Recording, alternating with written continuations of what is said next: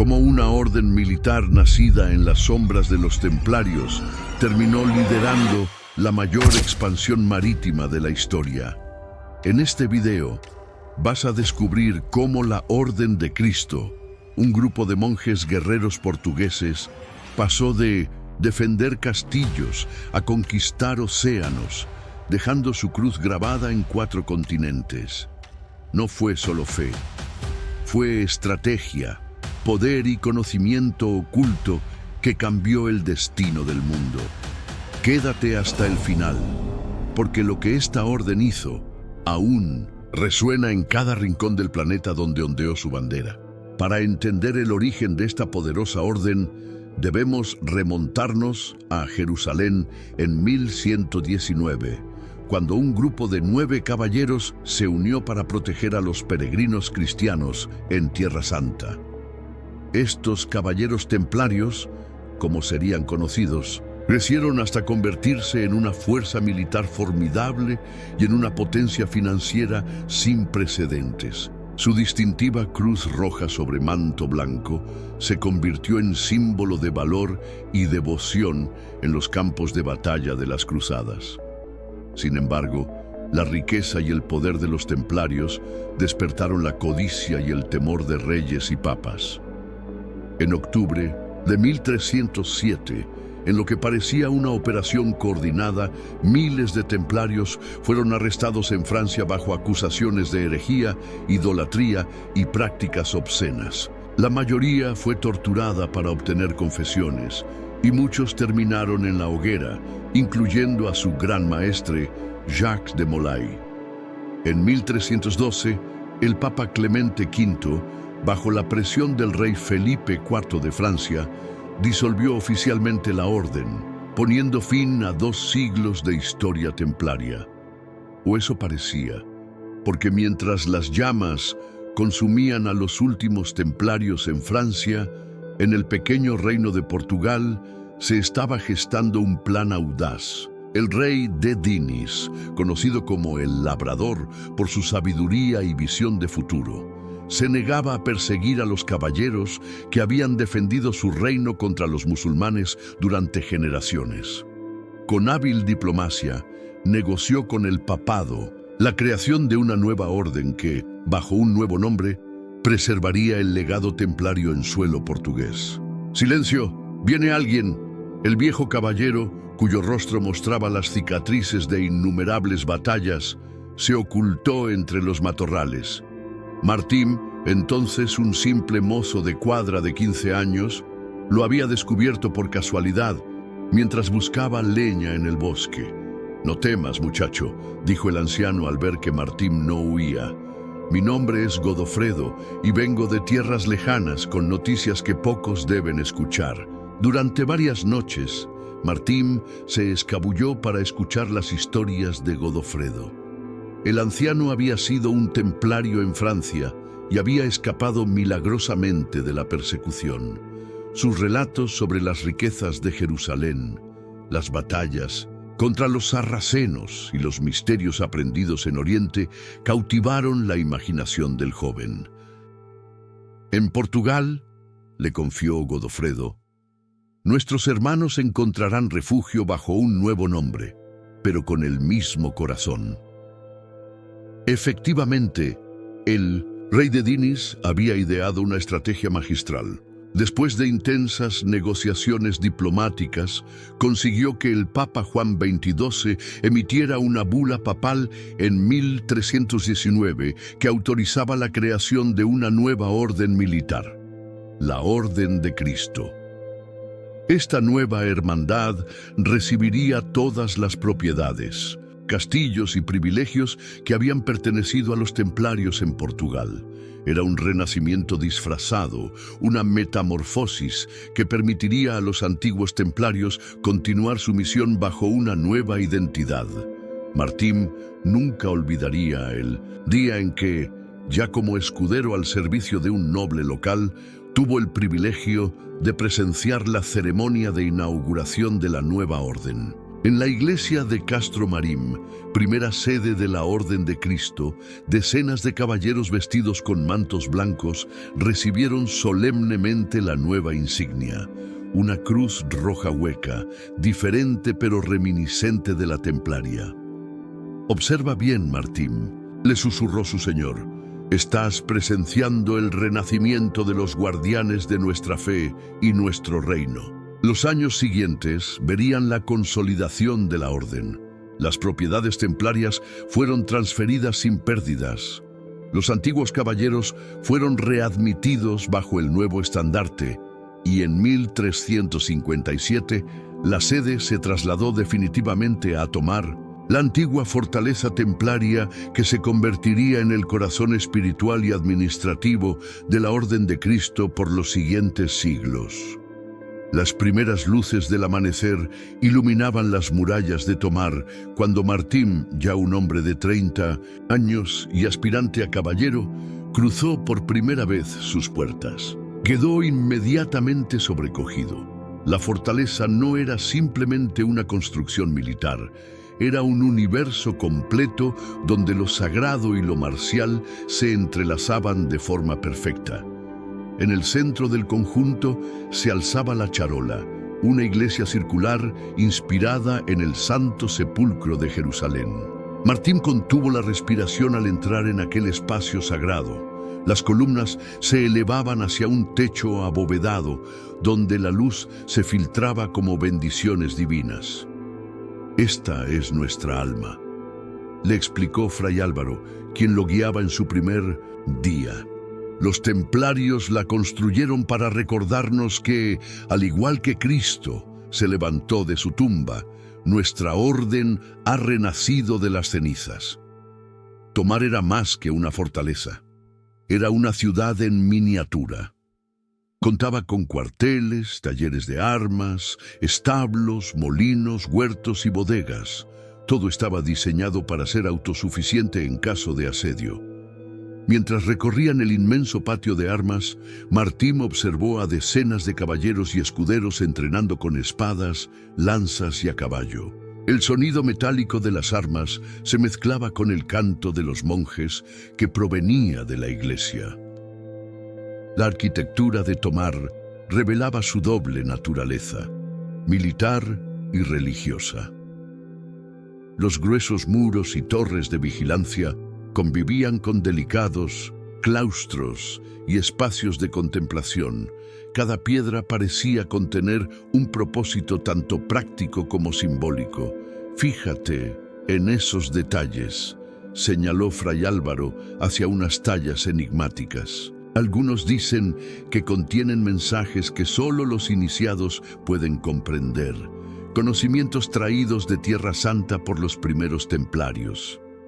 Con el paso de los años, Martín aprendería que Tomar no era solo el centro de la orden en Portugal, sino un nexo de conocimientos donde confluían saberes arquitectónicos, militares, agrícolas y espirituales. La fortaleza era un símbolo vivo del renacimiento templario bajo la nueva cruz de Cristo y un testimonio de la habilidad portuguesa para preservar tradiciones mientras se adaptaba a los nuevos tiempos. Más alto el escudo. El enemigo no esperará a que estés listo. La voz del maestre de armas resonaba en el patio mientras Martín, empapado en sudor, intentaba mantener la posición correcta. Habían pasado 3 años desde su llegada a Tomar, y el camino para convertirse en caballero de la Orden de Cristo estaba probando ser tan arduo como honorable. La formación militar de la Orden no tenía parangón en el reino. Heredera de las técnicas templarias perfeccionadas en 2 siglos de guerras en Tierra Santa, la Orden de Cristo había desarrollado un sistema de entrenamiento riguroso que transformaba a jóvenes escuderos en guerreros de élite. La disciplina era absoluta, la jerarquía inquebrantable, y los conocimientos militares se transmitían de generación en generación con meticuloso cuidado. Martín aprendió que un caballero de la Orden debía dominar no solo el combate con espada, lanza y masa, sino también la estrategia, la logística y la construcción de fortificaciones. La guerra no se gana solo con valor, le explicaba su mentor, sino con inteligencia y preparación. Los caballeros estudiaban antiguos tratados militares romanos y bizantinos, además de incorporar tácticas aprendidas de sus adversarios musulmanes. Lash, Orden, había perfeccionado también el uso de la caballería pesada, aquella fuerza imparable que podía romper líneas enemigas con el impacto de su carga. Durante meses, Martín practicó mantener el equilibrio con armadura completa sobre un caballo al galope mientras sostenía la lanza en posición de ataque. «Somos el martillo de Dios», decía el instructor. «Cuando cargamos, llevamos con nosotros el peso de nuestra fe y la fuerza de nuestro reino». El día en que finalmente Martín fue armado caballero, después de una vigilia nocturna en la charola, comprendió que había entrado a formar parte de algo mayor que él mismo. No era solo un guerrero más, sino un eslabón en una cadena que se extendía hacia el pasado hasta los primeros templarios y que continuaría hacia un futuro que aún no podía imaginar. La espada que recibió aquel día no era simplemente un arma, sino el símbolo de una responsabilidad sagrada. El sol aún no asomaba cuando la campana llamó a los caballeros a la primera oración del día. Martín, como todos sus hermanos de la orden, abandonó su ascético lecho para dirigirse a la charola. La vida en la Orden de Cristo seguía un ritmo estricto marcado por el ciclo de oraciones: maitines antes del amanecer, prima al salir el sol, tercia a media mañana, sexta al mediodía, nona a media tarde, vísperas al atardecer y completas antes de retirarse a descansar. Entre cada oración, los caballeros dedicaban su tiempo a entrenamiento militar, estudio, administración de las propiedades de la orden o misiones específicas asignadas por sus superiores. Era una existencia de perfecta dualidad, mitad monje, mitad guerrero. «Nuestras manos empuñan tanto el rosario como la espada», solía decir el maestre, «y ambos son igualmente sagrados en nuestra misión». Los rituales religiosos de la orden combinaban la ortodoxia católica con elementos únicos heredados de los templarios. Durante ciertas ceremonias especiales, solo los caballeros de mayor rango podían acceder a la parte más interior de la charola, donde se celebraban rituales cuya naturaleza exacta permanecía en secreto para los rangos inferiores. Martín, conforme ascendía en la jerarquía, comenzó a ser iniciado en algunos de estos misterios, aprendiendo interpretaciones de textos sagrados que rara vez se enseñaban fuera de la orden. La disciplina espiritual era tan rigurosa como la militar. Los caballeros debían mantener votos de obediencia, pobreza y castidad, aunque estos se aplicaban con cierta flexibilidad según las necesidades de la orden. Martín aprendió que la verdadera fortaleza no provenía solo del acero de su espada, sino de la templanza de su espíritu. Los ayunos, las vigilias y las penitencias forjaban un carácter tan resistente como la mejor armadura. Un día, durante una incursión para proteger las fronteras portuguesas de bandidos, Martín experimentó la perfecta fusión de sus dos naturalezas. Rodeado por enemigos que superaban en número a su pequeño destacamento, recordó las palabras del capellán de la orden: «Cuando la espada se mueve con fe, se convierte en instrumento de la voluntad divina». Con una oración en los labios y la determinación en el corazón, lideró una carga que dispersó a los atacantes. Aquella noche, mientras vendaba sus heridas, comprendió que la verdadera esencia de la Orden de Cristo no estaba en ser monje o guerrero, sino en la perfecta armonía entre ambos. El polvo se elevaba en el horizonte mientras Martín ajustaba los correajes de su caballo. A sus 40 años, con la cruz roja de Cristo resplandeciendo en su pecho, había participado en suficientes batallas para reconocer los signos. se acercaba un enfrentamiento decisivo. La campaña contra las últimas fortalezas musulmanas en el sur de Portugal había entrado en su fase crucial, y la Orden de Cristo estaba en la vanguardia de esta lucha centenaria que los peninsulares llamaban Reconquista. La Reconquista ibérica representaba una empresa militar y religiosa que había comenzado en el lejano año 722, cuando los cristianos del norte iniciaron la recuperación de los territorios ocupados por los musulmanes. Para entender la magnitud de esta empresa, Martín a menudo recordaba las lecciones de Fray Tomás, el archivero de Tomar. Nuestros antepasados hispanos perdieron en apenas 7 años lo que nos está costando 7 siglos recuperar. Este proceso no había sido continuo, sino una compleja sucesión de avances, retrocesos, alianzas cambiantes y largos períodos de coexistencia entre culturas. La Orden de Cristo, heredera de la misión templaria, había asumido un papel protagonista en las campañas portuguesas. Sus caballeros como Martín no eran simples guerreros, eran estrategas entrenados en el arte de la guerra, conocedores del terreno y expertos en la construcción y defensa de fortificaciones fronterizas. «Somos la punta de lanza del reino», afirmaba el maestre antes de cada campaña, pero también su escudo protector. Mientras los reyes portugueses consolidaban el territorio recién conquistado, la orden mantenía vigilancia constante en las fronteras, repeliendo incursiones y protegiendo a las poblaciones cristianas. Martín nunca olvidaría su primera gran batalla. Ocurrió cerca de la frontera con el Reino de Granada, último bastión musulmán en la península.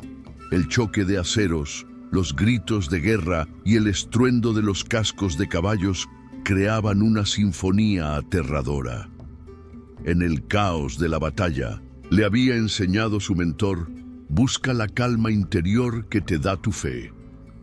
Aquellas palabras resonaron en su mente mientras conducía a sus hombres contra las líneas enemigas. La disciplina y el entrenamiento superior de la orden se hicieron evidentes cuando, a pesar de la inferioridad numérica, lograron mantener la formación y eventualmente forzar la retirada de sus adversarios.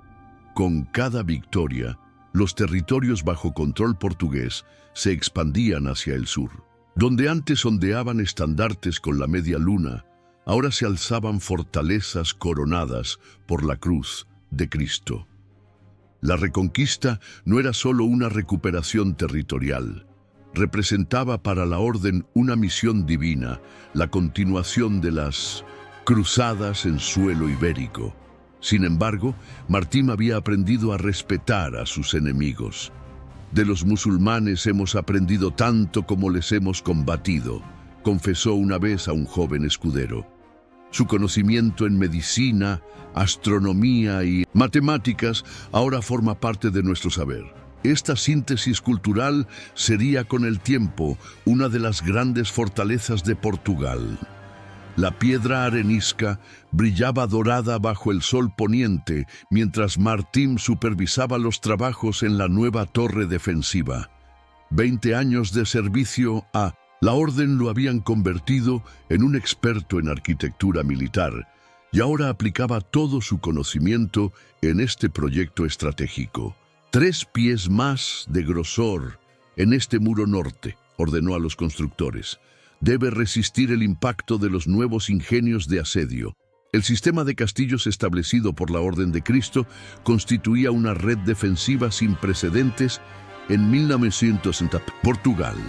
Situados en puntos estratégicos a lo largo de las fronteras y vías de comunicación principales, estos castillos no eran simples fortalezas aisladas, sino nodos de un complejo sistema de control territorial. Cada castillo podía comunicarse con los vecinos mediante señales de humo o fuego, creando un sistema de alerta temprana que permitía movilizar tropas rápidamente ante cualquier amenaza. La arquitectura de estas fortalezas reflejaba una evolución constante en respuesta a los avances en las técnicas de asedio. Martim había estudiado los diseños originales templarios y los había adaptado incorporando innovaciones traídas de Oriente y del norte de Europa. Torres albarranas, muros concéntricos, fosos secos y matacanes eran solo algunas de las características que hacían a estos castillos prácticamente inexpugnables. Una buena fortaleza, solía decir, debe hacer que el enemigo prefiera negociar antes que atacar. Más allá de su función militar, los castillos de la Orden representaban centros de administración regional y símbolos de poder. Desde ellos, los comendadores gestionaban extensas propiedades, administraban justicia y recaudaban tributos en nombre de la Orden. La presencia de estas imponentes estructuras en el paisaje recordaba constantemente a la población local la autoridad de la Orden de Cristo y, por extensión, de la corona portuguesa. «Nuestros castillos hablan sin palabras», explicaba Martim a sus aprendices. «Dicen, aquí está el poder, aquí está el orden, aquí está la protección». Con los años, muchos de estos castillos evolucionaron más allá de su propósito militar original. A medida que las fronteras se estabilizaban y la amenaza musulmana retrocedía, algunas fortalezas incorporaron elementos más civiles y religiosos. Claustros, capillas elaboradas y salones para ceremonias transformaron lo que una vez fueron austeras estructuras defensivas en complejos monumentales que reflejaban la creciente sofisticación de la Orden. Martim, contemplando el atardecer desde la torre que había ayudado a diseñar, reflexionaba sobre cómo estos castillos, al igual que la propia Orden, habían evolucionado adaptándose a los tiempos mientras mantenían su esencia original. La antorcha proyectaba sombras danzantes sobre los antiguos manuscritos, mientras Martim, ahora un caballero de alto rango con canas en las sienes, descendía por la estrecha escalera de caracol. Pocos tenían permitido el acceso a esta cámara, subterránea bajo la charola de Tomar, un lugar donde la historia y el mito se entretejían como los hilos de un tapiz intrincado. «Bienvenido al corazón de nuestros misterios», le saludó Fray Ricardo, el anciano guardián de aquellos textos. Sobre mesas de roble descansaban pergaminos con extraños diagramas, mapas de tierras distantes y textos en lenguas que pocos en Europa podían descifrar. Algunos provenían de Jerusalén, traídos por los primeros templarios. Otros eran copias de obras árabes y hebreas sobre astronomía, geometría y navegación. «Lo que ves», explicó el anciano, «es el verdadero tesoro que los templarios salvaron de la destrucción, conocimiento». La Orden de Cristo había preservado mucho más que propiedades y tradiciones militares de sus predecesores templarios. De forma discreta, habían mantenido vivo un corpus de conocimientos esotéricos que combinaba elementos de matemática avanzada, astronomía, arquitectura sagrada y interpretaciones místicas de textos bíblicos. Estos saberes, considerados heterodoxos por algunos sectores de la Iglesia, se transmitían cuidadosamente de maestro a discípulo, reservados solo para aquellos que demostraban estar preparados. La arquitectura misma de Tomar estaba impregnada de simbolismo. Martim aprendió a leer los edificios como si fueran textos sagrados en piedra. La relación entre distintas medidas, la orientación astronómica de ciertos elementos y la disposición de símbolos aparentemente decorativos contenían mensajes que solo los iniciados podían comprender. Observa cómo la luz del solsticio de verano ilumina exactamente este punto del altar, le mostró Fray Ricardo. No es casualidad, sino preciso conocimiento astronómico combinado con geometría sagrada. Entre los caballeros circulaban historias sobre tesoros templarios ocultos, conocimientos secretos traídos de Tierra Santa e incluso reliquias sagradas custodiadas por la orden. ¿Cuánto de esto era mito y cuánto realidad? Martin, a pesar de su alto rango, comprendía que algunos secretos permanecerían siempre inaccesibles incluso para él. Quizás esta era la lección más importante. El verdadero conocimiento no consistía tanto en poseer todas las respuestas, sino en comprender la profundidad de las preguntas. Nuestro mayor secreto, le confió una vez el gran maestre, es que seguimos buscando. El incienso se elevaba en espirales aromáticas, mientras los caballeros, dispuestos en círculo bajo la cúpula de la charola, entonaban cánticos en latín. Martín, con los ojos cerrados, sentía como aquellas voces graves resonaban no solo en el espacio circular del templo, sino también en su propio ser.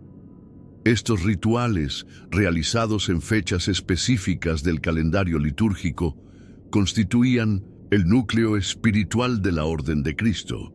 La dimensión religiosa de la Orden iba mucho más allá de las observancias católicas convencionales. Si bien exteriormente mantenían plena fidelidad a Roma, los caballeros de mayor rango compartían interpretaciones místicas de la fe que integraban elementos de diversas tradiciones. Este sincretismo espiritual tenía sus raíces en la experiencia templaria en Tierra Santa, donde el contacto con comunidades cristianas orientales, sufíes musulmanes y cabalistas judíos había enriquecido su comprensión de lo divino. La cruz que llevamos no solo representa el sacrificio de Cristo, explicaba el anciano comendador espiritual a los iniciados, sino también los 4 elementos, los 4 puntos cardinales, las 4 estaciones. Es un símbolo universal de la intersección entre lo divino y lo humano. Esta visión integradora permitía a los caballeros reconocer la sabiduría presente en otras tradiciones sin comprometer su propia fe. Martín había quedado fascinado al descubrir cómo ciertos conceptos místicos musulmanes sobre la luz divina resonaban con pasajes de los evangelios sobre la transfiguración de Cristo. Los rituales incluían meditaciones contemplativas, ayunos, purificadores y elaboradas ceremonias que seguían el ciclo solar y lunar. Algunos se realizaban en espacios abiertos, al amanecer o al atardecer, integrando los elementos naturales en la experiencia espiritual. Otros tenían lugar en las criptas subterráneas, iluminadas solo por velas estratégicamente colocadas para crear efectos lumínicos específicos. El camino espiritual es como descender a la oscuridad para reencontrar la luz, le había dicho su mentor espiritual durante su primera ceremonia de iniciación. Esta dimensión mística de la orden mantenía un delicado equilibrio con la ortodoxia oficial. Los capellanes, formalmente asignados por la jerarquía eclesiástica, supervisaban las prácticas públicas, mientras que las enseñanzas más esotéricas se transmitían oralmente en círculos restringidos. Martin comprendió que esta dualidad era parte esencial de la identidad de la orden. Oficialmente eran defensores del dogma católico, pero internamente cultivaban una visión más universal y mística de la espiritualidad.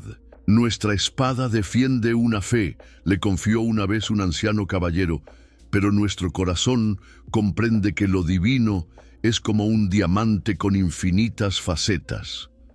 El trote del caballo de Martín resonaba por el camino polvoriento mientras se acercaba a la comenda de Almurol.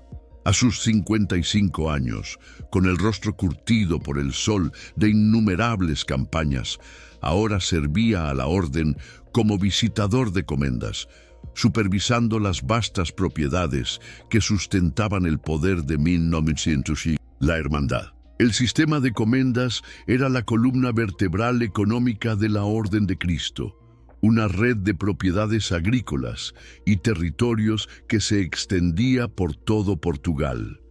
Cada comenda funcionaba como una unidad económica autónoma, administrada por un comendador nombrado por el Gran Maestre.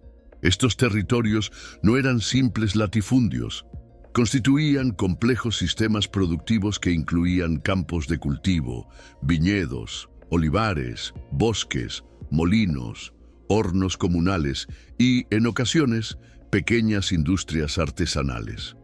La espada necesita del arado, explicaba Martim a los jóvenes. Comendadores, sin una base económica sólida no podríamos mantener nuestra fuerza militar ni nuestras misiones sagradas. La administración de estos recursos requería conocimientos tan precisos como el arte de la guerra. Los comendadores debían dominar contabilidad, técnicas agrícolas avanzadas, gestión de personal y resolución de conflictos locales. Bajo cada comendador servía un equipo de administradores especializados, el clavero que supervisaba los almacenes, el celador encargado del mantenimiento y escribanos que llevaban detallados registros de producción, gastos e ingresos. Martim había aprendido que una buena administración era tan valiosa para la orden como una victoria en el campo de batalla. Los beneficios obtenidos de estas propiedades fluían hacia la casa central en Tomar, donde se redistribuían según las necesidades.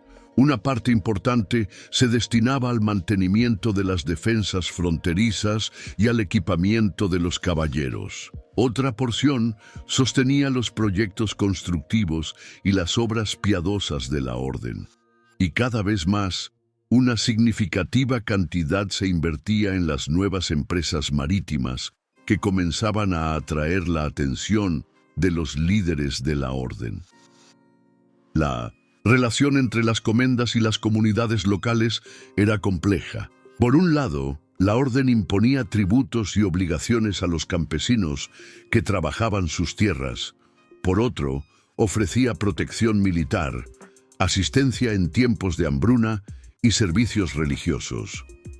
Somos señores, sí, reflexionaba Martim mientras observaba a los campesinos trabajar en los campos de trigo, pero también protectores y guías. A diferencia de muchos nobles seculares, la orden tenía una visión a largo plazo, invirtiendo en infraestructuras como canales de riego, puentes y caminos que beneficiaban a toda la región, aumentando la productividad y, por ende, sus propios ingresos. A lo largo de sus viajes por las comendas, Martim había sido testigo de la transformación del paisaje portugués. Tierras anteriormente baldías o mal explotadas se habían convertido en prósperas granjas y aldeas florecientes bajo la administración de la orden.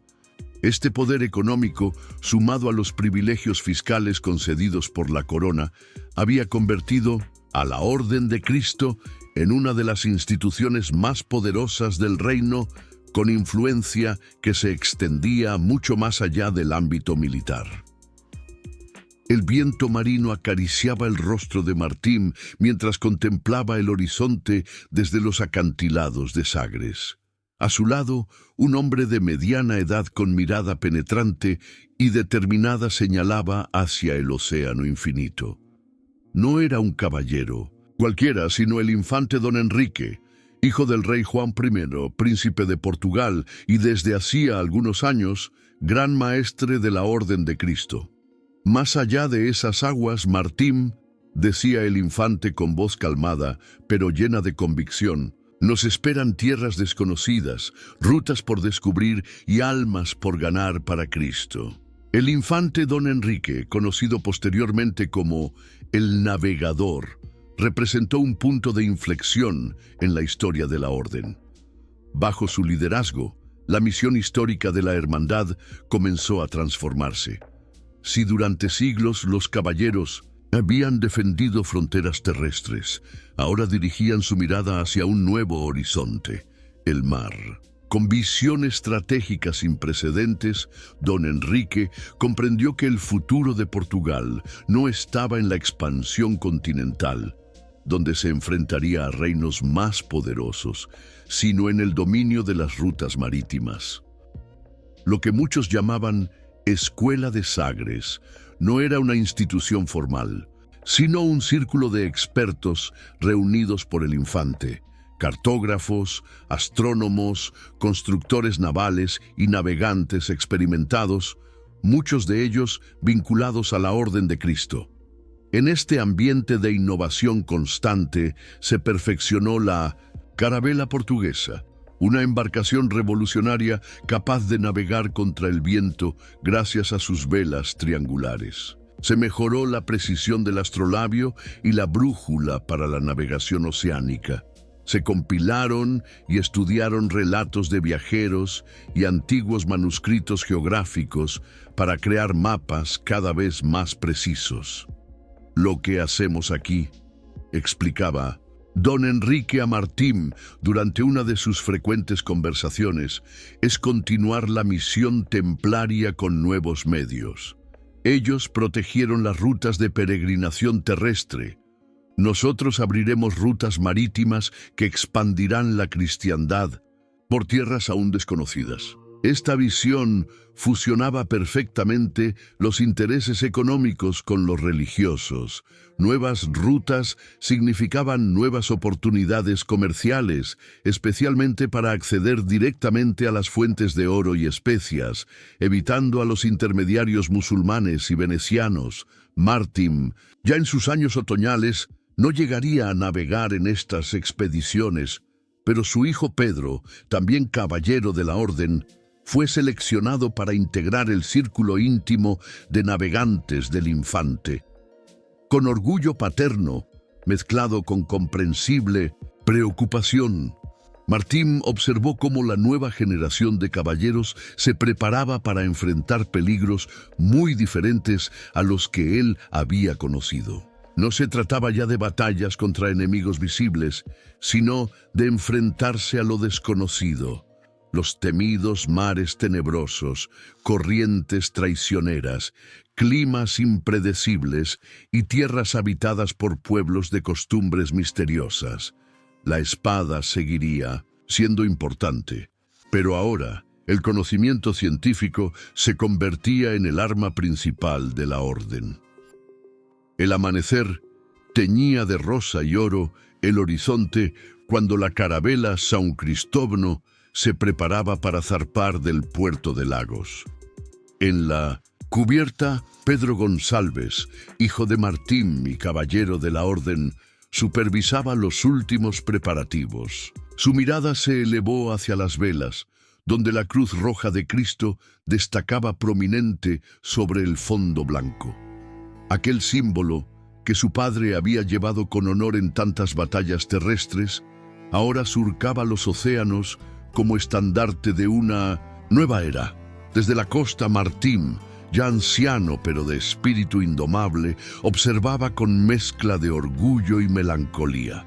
Van donde nosotros nunca soñamos llegar, comentó a un joven escudero que lo acompañaba.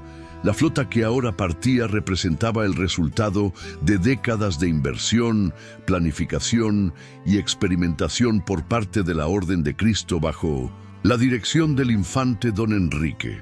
El financiamiento de estas expediciones había requerido recursos inmensos, obtenidos en gran parte de las comendas y privilegios comerciales de la Orden.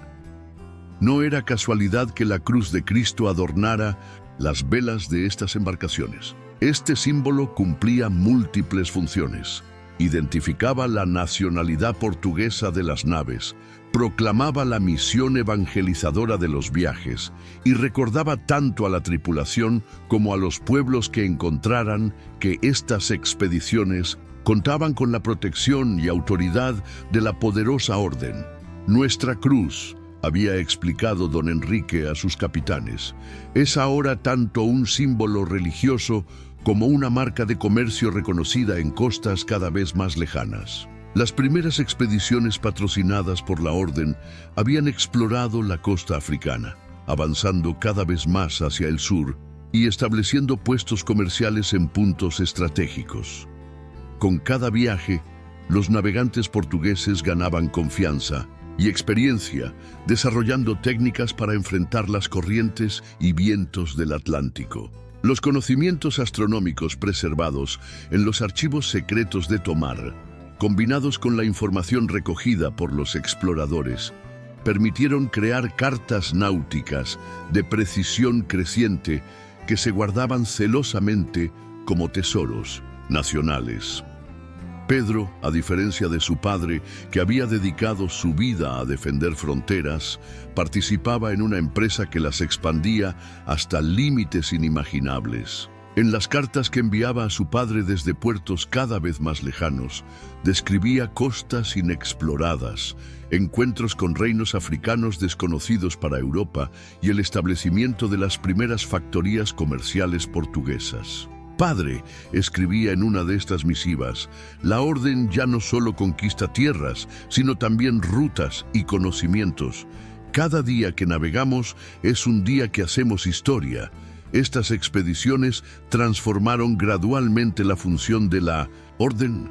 Los caballeros que antes se formaban principalmente para el combate terrestre, ahora estudiaban navegación, diplomacia intercultural y estrategias comerciales. La cruz de Cristo en las velas de las carabelas se convertiría en las décadas siguientes en un símbolo visto en costas africanas, asiáticas y eventualmente americanas, anunciando la llegada de un pequeño reino europeo cuya influencia global crecía exponencialmente gracias a la visión de la orden y sus líderes. El pergamino se desplegaba sobre la mesa mientras el anciano Martín, con manos temblorosas pero ojos aún vivos, examinaba el mapa que su hijo Pedro había enviado desde 1900 la India. A sus 80 años, había vivido lo suficiente para ver la transformación completa de la misión de la Orden de Cristo y con ella del destino de Portugal. El mapa mostraba un mundo vastamente más amplio que aquel en el que él había luchado durante su juventud, un mundo donde la pequeña cruz roja de la Orden aparecía marcada en fortalezas y factorías distribuidas por 3 continentes. Ha cambiado todo, susurraba Martín mientras trazaba con un dedo el contorno de las costas africanas, ahora completamente cartografiadas gracias a las expediciones financiadas por la Orden. La circunnavegación de África por Vasco da Gama en 1498, con navíos que llevaban la cruz de Cristo en sus velas, había abierto finalmente la ansiada ruta marítima a la India. Apenas unos años después, las naves portuguesas alcanzaban Brasil, estableciendo las bases de lo que sería el primer imperio verdaderamente global de la historia. Las cartas de Pedro describían un mundo de maravillas y desafíos inimaginables. Las espléndidas ciudades de la India con sus exóticos bazares, las tensas negociaciones con sultanes africanos, los peligrosos enfrentamientos con comerciantes árabes desplazados de sus rutas tradicionales y los complejos dilemas morales que surgían al contactar con civilizaciones de costumbres tan diferentes. En estos nuevos mundos, escribía Pedro, debemos ser tanto diplomáticos como guerreros, tanto comerciantes como misioneros. La presencia global de la Orden se manifestaba de múltiples formas. En las costas africanas dirigían fortalezas que protegían factorías comerciales estratégicas. En la India, caballeros de la Orden servían como consejeros militares y diplomáticos del virrey portugués. En Brasil, participaban en las primeras misiones de exploración y evangelización. El sistema de comendas, antes limitado al territorio portugués, comenzaba a extenderse a tierras ultramarinas, adaptándose a nuevas realidades climáticas, agrícolas y sociales. Esta expansión planetaria tuvo profundas consecuencias para la identidad de la Orden. de defensores de fronteras locales, se habían convertido en arquitectos de un imperio marítimo. Los conocimientos que antes se transmitían en los círculos cerrados de Tomar, ahora se aplicaban a escala global. Técnicas de navegación astronómica, principios arquitectónicos adaptados a climas tropicales, métodos de cartografía avanzada. La cruz de Cristo, antes vista principalmente en los campos de batalla ibéricos, ahora adornaba fortalezas en Goa, factorías en Angola y misiones en el Amazonas. Martín, en sus últimos años, comprendió que había sido testigo de una transformación histórica única. La orden que había servido durante toda su vida, nacida de las cenizas de los templarios para defender un reino pequeño y vulnerable, ahora sostenía los pilares de un imperio donde el sol nunca se ponía. El viejo caballero a menudo meditaba sobre cómo esta metamorfosis reflejaba la esencia misma de la orden, su capacidad para adaptarse a nuevos desafíos mientras mantenía sus valores fundamentales. Somos como nuestro símbolo, reflexionaba, una cruz que se mantiene firme, pero vacía en su centro, lista para llenarse con las necesidades de cada nueva era. El sol de la tarde iluminaba la piedra dorada de Tomar, mientras un joven diplomático de la corte portuguesa, descendiente lejano de Martín González, recibía la condecoración de la Orden de Cristo de manos del rey. Corría el año 1750 y la orden militar, que había nacido 4 siglos antes como refugio de los templarios perseguidos, se había transformado profundamente, adaptándose a las cambiantes circunstancias históricas sin perder nunca su relevancia. Durante el siglo XVI, en el apogeo del Imperio portugués, la Orden de Cristo había experimentado una evolución significativa. El rey Manuel I, el mismo gran maestre de la orden, había emprendido una ambiciosa renovación arquitectónica de Tomar, añadiendo un imponente claustro en estilo manuelino, cuya decoración reflejaba la nueva identidad marítima portuguesa.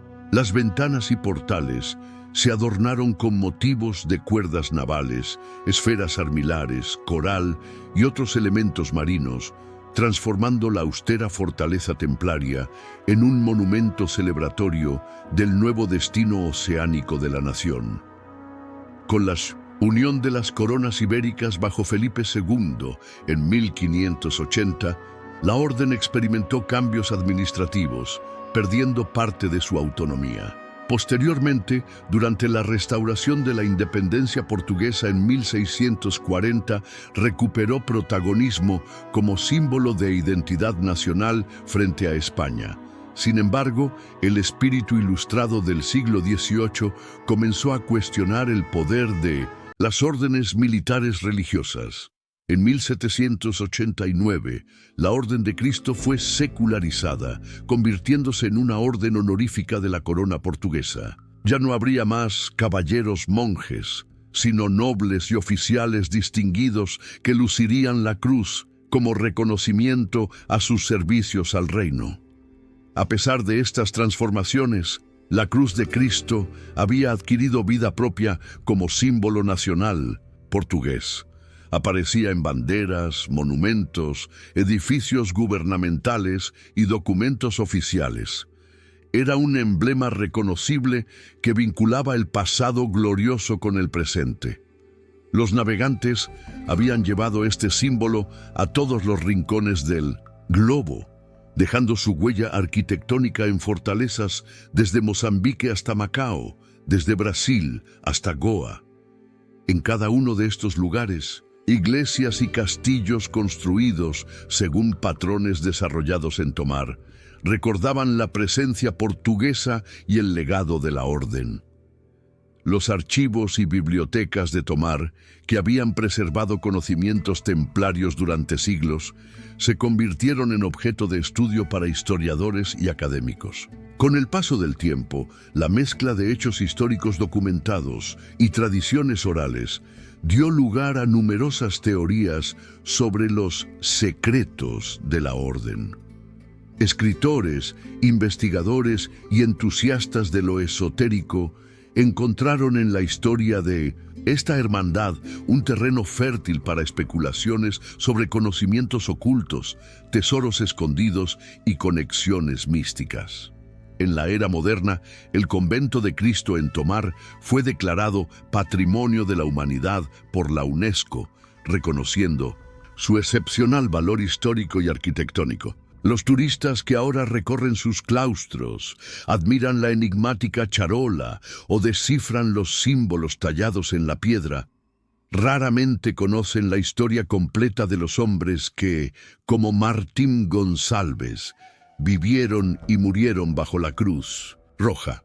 Sin embargo, al contemplar el horizonte desde las murallas, quizás puedan sentir un eco de aquella extraordinaria hermandad que transformó un pequeño reino en los confines de Europa en una potencia global que cambió para siempre el curso de la historia.